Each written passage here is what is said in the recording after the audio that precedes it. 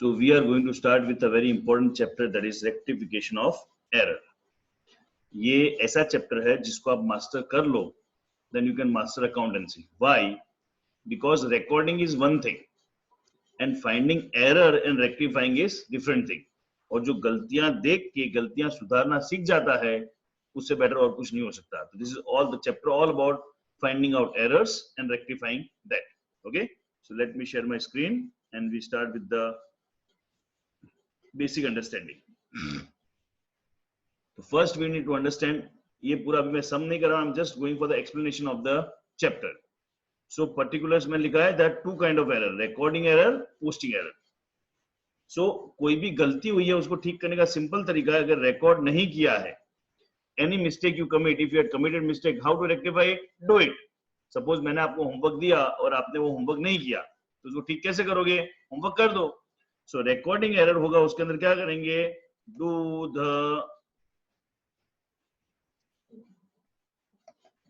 the entry. लेकिन अगर वो पोस्टिंग एरर है, पोस्टिंग मतलब लेजर पोस्टिंग, एक journal entry is a recording error, लेकिन अगर पोस्टिंग में एरर की है तो पोस्टिंग एरर का रूल है, पोस्टिंग एरर जब भी होती है तो purchase, sale, purchase return, cash, bank, इन अकाउंट्स में मिस्टेक नहीं होती है. Purchase, sale, purchase return, cash, bank. मैंने सेल्स रिटर्न नहीं लिखा है, मैं लिख दूं सेल्स रिटर्न. मतलब अगर क्वेश्चन में बोला इट्स रिकॉर्डिंग एरर तो नॉर्मल एंट्री अपना लिख देनी है, लेकिन अगर क्वेश्चन में बोला पोस्टिंग एरर है तो पोस्टिंग एरर अगर है तो purchase, sale, purchase return, sales return, cash, bank, इन 6 अकाउंट में मिस्टेक पोस्टिंग एरर नहीं हो सकती. तो इन 6 अकाउंट की जगह हम लिखेंगे क्या? We will write suspense account. Suspense account. कहां पे सस्पेंस अकाउंट लिखेंगे? In place of purchase, purchase return, sales return, इन सब की जगह हम क्या लिखेंगे? सस्पेंस अकाउंट लिखेंगे. Is that clear? That's what is all about. Fine. So ये बेसिक अंडरस्टैंड. हमको ये लगता है ये सस्पेंस अकाउंट कहां से आया? तो सस्पेंस अकाउंट कहां से आता है? whenever we commit some mistake, if we are not able to find that mistake, then we close that entry by writing the suspense account. Let me give an example. suspense account होता क्या है? So just I am going aside. suspense account मतलब suppose a student comes up and gives me the fees, so what entry I'll write? Cash to A. It's the name of the student. ठीक है, एक student ने और fees दी, मैंने लिखा cash to be. Fine. तीसरा एक स्टूडेंट है, उसने फीस पे की, कैश टू सी. ये मैंने फीस सब लिख रहा हूं. अब चौथा एक स्टूडेंट आया, उसने कैश पे किया और कुछ हड़बड़ थी, वो भाग गया और अपना नाम बताना भूल गया. अब नाम बताना भूल गया तो टेम्पररी में क्या लिख के रखूंगा? To suspense account. To suspense account. Clear है? अब ये सस्पेंस अकाउंट टेम्पररी अकाउंट है. अब जिस दिन मुझे पता चल जाएगा कि ये फीस किसने दी थी, सपोज मुझे पता चल गया ये फीस किसने दी थी? डी ने, तो सस्पेंस अकाउंट को क्या करूंगा? डेबिट. सस्पेंस अकाउंट क्या हो जाएगा? डेबिट. और to it will go to D. In short यहां पे हम दो चीज समझ रहे हैं. जब कहीं पे कोई अमाउंट या एंट्री हम भूल जाते हैं तो वहां सस्पेंस अकाउंट क्रिएट होता है. और थ्रू आउट अकाउंट में एक चीज ध्यान रखने का, हम सस्पेंस अकाउंट को कट नहीं कर सकते. किसी भी अकाउंट को अकाउंट से हम कट नहीं कर सकते. अगर गलत कर दिया तो उसको मुझे क्या करना पड़ेगा? रिवर्स. डेबिट है तो उसको क्रेडिट करूंगा तो क्या हो जाएगा? रिवर्स. क्रेडिट है तो उसको डेबिट करूंगा तो क्या हो जाएगा? रिवर्स. अगर मैं उसको अलग तरह समझूं, suspense account credit, suspense account debit, तो अगर ये सस्पेंस हटा दो तो बचा गया, मेरी ओरिजिनल एंट्री बची कैश टू डी. इसलिए जब कभी कोई गलती होती है, उसका सॉल्यूशन नहीं होता है, टेम्पररी सस्पेंस अकाउंट लिख देते हैं. फिर जब वो गलती पता चल जाती है तो सस्पेंस अकाउंट क्रेडिट था तो उसको क्या करते हैं? डेबिट. डेबिट था तो उसको क्या करते हैं? Credit. That is how it goes. Fine. So that was about suspense account. So now coming back to our table, ये फर्स्ट पार्ट मैंने हटा दिया and now I am writing an entry. So एक ही एंट्री के अंदर हम दोनों चीजें समझेंगे हाउ इट गोस. तो मैं entry is cash sorry, purchased goods from Mr. A. Mr. A not recorded, posted, purchased goods of rupees 10,000 for A, not recorded और posted, या record posted दोनों में, दोनों एक साथ नहीं होगा, दोनों में से एक चीज होगी, बट एक ही समय में दोनों चीजें ले रहा हूं. So purchase goods from A not recorded, उसको ठीक कैसे करेंगे? Simply I need to write purchase account debit to Mr. A account. Simple. Purchase to A, मेरा काम खत्म. Fine. लेकिन अगर बोला है, अभी मैं किसकी बात कर रहा हूं? रिकॉर्डिंग एरर की. क्वेश्चन में बोला है नॉट रिकॉर्डेड, लेकिन अगर बोला है नॉट पोस्टेड तो क्या करूंगा? नॉट पोस्टेड बोला है तो ये सेम ही एंट्री आएगी यहां पे, purchase to mister A. But फर्क क्या होगा? जैसे हमने ऊपर पढ़ा था, अगर पोस्टिंग एरर बोला हो, purchase, sale, purchase done, sales return, cash, bank, इनमें कोई मिस्टेक नहीं होती है, तो परचेज की जगह पे यहां पे क्या आ जाएगा? Instead of purchase will write suspense account. Suspense account. Is that clear? बहुत सिंपल है, सीधा साधा है. Okay, if you get any query you can keep posting in the chat box. Fine, anytime you can post in the chat box. चले आगे. So next entry I am writing is, एक ही तरह की, जानबूझ के मैं एक तरह की एंट्री ले रहा हूं क्योंकि ये चैप्टर चाइनीज चैप्टर है. इस चैप्टर में होगा क्या? Lot of entries you will find same, थोड़ा थोड़ा डिफरेंस होगा. उस थोड़े थोड़े डिफरेंस के चक्कर में पूरी पूरी एंट्रियां चेंज हो जाएगी. तो पहले एक्सप्लेनेशन पार्ट में जानबूझ के एक जैसी एंट्री ले रहा हूं ताकि अपने को थोड़ा थोड़ा डिफरेंस क्लैरिटी हो जाए. Second I am writing purchase goods worth rupees 10,000 from A, recorded posted as rupees 7,000. Technically देखो तो सब कुछ सेम है, सिर्फ इस बार हमने अमाउंट कम रिकॉर्ड की है. सो अमाउंट कम रिकॉर्ड करते हैं तो इसका typically it is known as undercast. When we record less it is known as undercast. Undercast जब होता है तो my entry remains same. Undercast जब भी होता है, मैंने कम लिखा है तो एंट्री सेम रहेगी. क्यों सेम रहेगी? मैंने एंट्री लिखी परचेज टू कैश 7,000, 3,000 कम लिखा तो और एंट्री लिख दो. सिंपल है. Same and amount will B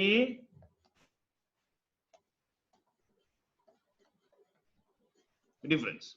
जो डिफरेंस अमाउंटिंग होगी वो हम लिखेंगे. Is that clear? So I am writing the amount. Purchase good 10,000, recorded posted as 7,000, so my entry will remain same. Purchase to A, but this time amount will be 3,000. मैंने ऊपर amount नहीं लिखी है, so don't worry about it. ऊपर पूरी 10,000 रहेगी, यहाँ it is going to be 3,000. जितना कम लिखा उतना लिख दो. और यही अगर पोस्टिंग एरर तो क्या चेंज हो जाएगा? Same entry. जो क्वेश्चन करेंगे उसमें दोनों में से एक रहेगा, दोनों साथ में. Just I am explaining. Recording entry होगी पूरी एंट्री. पोस्टिंग एंट्री है purchase, sale, purchase done, sales done की जगह क्या आएगा? Suspense account. फेयर? चलें आगे. Next I am writing third one. Same. Purchase goods worth rupees 10,000 from A, recorded posted 7,000, recorded posted as 12,000. ठीक है, सेम है, अमाउंट ज्यादा लिखी. This is a case of overcast. Overcast मतलब हमने ज्यादा लिखा. अब ज्यादा लिख दिया तो एंट्री क्या करनी पड़ेगी, reverse. Let me put in a simple way. मुझे आपसे 7,000 रुपए 10,000 रुपए लेने थे। I was suppose to receive 10,000 rupees. You paid me 7,000, so you will pay me more 3,000 to settle the account. 10,000 I was supposed to receive, you paid me 7, you paid me less, so you will do the same action, you will pay me 3 more. But suppose I was supposed to receive from you 10,000, but you paid me 12,000, आपने मुझे 12 दे दिए, तो 2,000 I need to return back to you. Sure. So undercast होता है entry remains same. In overcast entry is reversed. Entry क्या हो जाएगी, उल्टी, और अमाउंट रिमेन्स सेम। अब ये वो पर्सनल रियल नॉमिनल वाले रूल अप्लाई करने से नहीं आएगा, ये लॉजिकल चलना है। मैंने पैसे ज्यादा दे दिए तो पैसे वापस मांगूंगा, पैसे कम दिए हैं तो मुझे देने पड़ेंगे, ज्यादा है तो रिवर्स करना पड़ेगा। So now entry will be mister A account debit to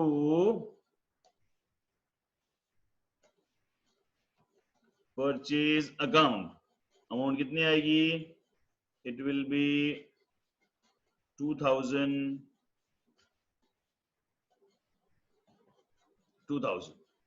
got. If I move ahead it will be, अगर पोस्टिंग एरर है, so again as I say purchase sale, purchase done, sales done, cash में कोई mistake नहीं होती है, तो उसकी जगह यहाँ पे क्या आ जाएगा, यहाँ पे आएगा suspense account, suspense account. Clear है। One more I am taking fourth part, it is purchase goods worth rupees 10,000 12,000, it is from A debited to A account as rupees 12,000। अभी टिपिकली अपने को क्या लगता है, sir this is overcast. No, हम कैसे पढ़ते हैं 10 और 12 देखते हैं, नहीं, it's not a case of overcast, this a different case. पहली बात तो इसमें यहां पे रिकॉर्डिंग तो कोई एंट्री है ही नहीं, रिकॉर्डिंग में कोई एरर है ही नहीं, बिकॉज पोस्टिंग एरर है, ये गलती तो कहीं पे है ही नहीं। और दूसरा इसमें क्या समझ में आ रहा है, व्हेन आई परचेज गुड्स, एक अकाउंट होना क्या चाहिए था, क्रेडिट, मैंने कर क्या दिया, debit. When I am purchasing goods, मेरी एंट्री होती है परचेज अकाउंट डेबिट टू ए, एक का अकाउंट होना चाहिए था क्रेडिट, मैंने किया डेबिट, तो this is a case of opposite side, this is a case of opposite side. Opposite side में मैंने लिखा है, जब अपोजिट साइड पे लिख देते हैं then my entry remains same but amounts get added. अब अपने जो एग्जांपल ले रहे थे उससे समझते हैं वापस तीनों। मुझे आपको 10,000 देने थे, मैंने पे किए 7, आई नीड टू पे मोर 3। मुझे आपको 10 पे करने थे, I paid 12, it will be reverse, 2,000 I will get back. अब ये केस क्या है, मुझे आपको 10,000 देने थे, आई वाज सपोज्ड टू पे यू 10, इंस्टेड आई रिसीव्ड 12। पूरा ही कहानी उल्टी है, मुझे 10,000 देने थे, उसके 12,000 मैंने ले लिए, so entry will remain same but amount कितनी होगी, 22। क्यों, जो पहले 12,000 ले लिए वो वापस दूंगा, और जो 10,000 देने वो तो वापस दूंगा ही, सो 22 मुझे वापस देने पड़ेंगे। Is it fine? So here it will B entry, यहाँ पे कोई एंट्री नहीं है क्योंकि रिकॉर्डिंग एरर है ही नहीं। पोस्टिंग एरर तो मेरी एंट्री हो जाएगी, पहले मैं लिखूंगा normal entry, so purchase account debit to purchase account debit, तो I will write purchase account to mister A, but posting में परचेज में गलती नहीं होती है, it will become suspense to A, purchase suspense आ गया, and amount will be 22,000, amount will be 22,000, sorry.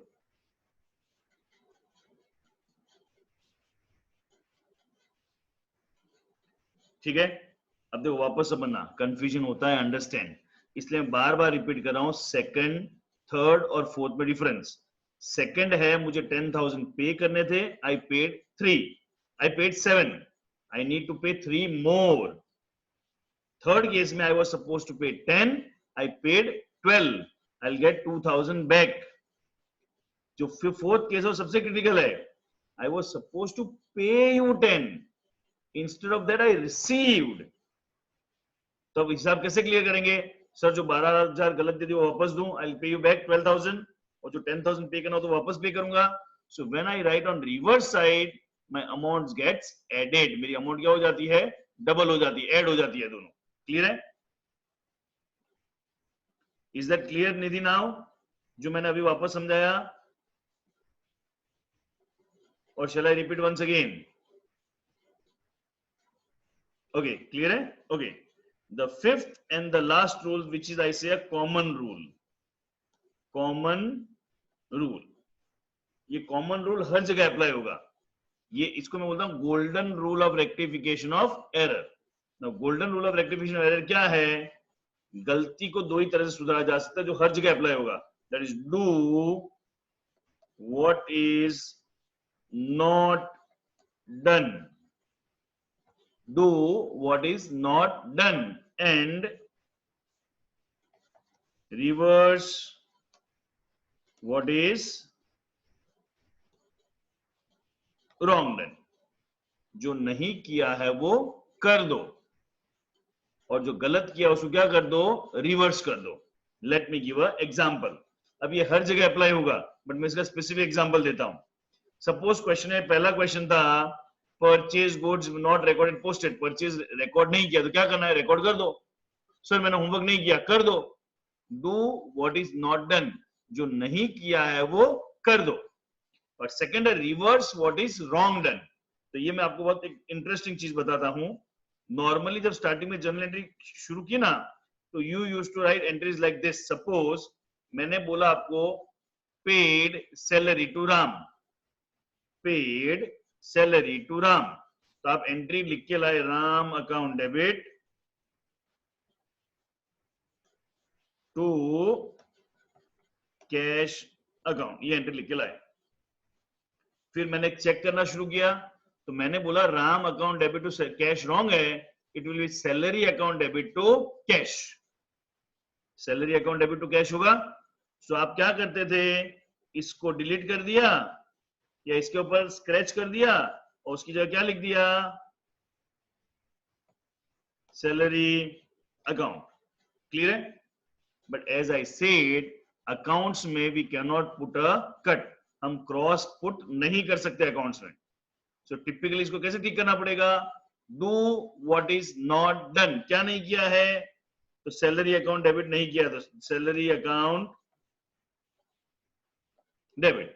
Do what is not done, जो नहीं किया है वो कर दो। कितना आएगा? It will B, suppose amount I am just imagining 10,000।